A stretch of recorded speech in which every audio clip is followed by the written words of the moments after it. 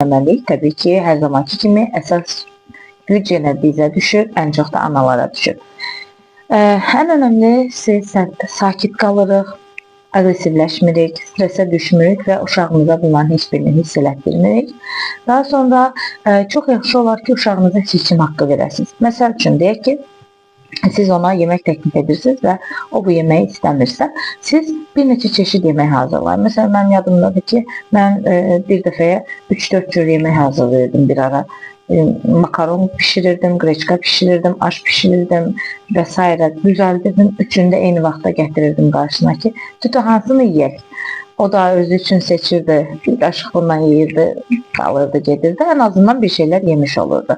Və yaxud da ki, geyinmək istəmir ki, geyinməmə sindromu ilə bağlı ayrıca bir video paylaşmışdım daha öncə. Əgər bu problemlə yaşayan valideynlər varsa, o videoma baxa bilərlər. Əgər geyinməyi rədd edirsə, siz yenə də ona alternativ gətirirsiniz.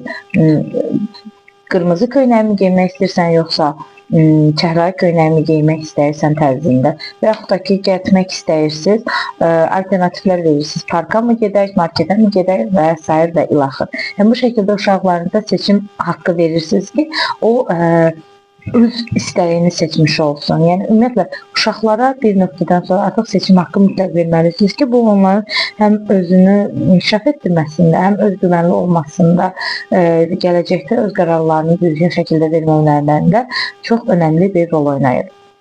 Bundan xaricində təbii ki, hər zaman bütün videolarımda dediyim kimi, uşaqlarımızı bol-bol qucaqlayırıq, onlara sevgi göstəririk, onlara göz təması qururuq, öpürük, bağrımıza basırıq. Çünki uşaqlar hamısından dəyərli, hər şeydən dəyərlidirlər və siz bunları etdiyiniz zaman uşaq özünü güvəndə hiss edir, az öncə elədiyi şeyin o qədər də anlamlı olmadığını başa düşür və beləcə yavaş-yavaş elədiyi şeydən əl çəkməyə başlayır. Sonuncusu isə və ən önəmlisi isə heç bir şəkildə uşağımızı cəzalandırmırıq. Bəzən çox təəssüf ki, ola bilir. Analar və atalar uşaqlarına sərt davranırlar.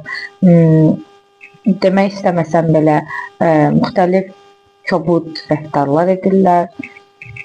Təəssüf, çox təəssüf.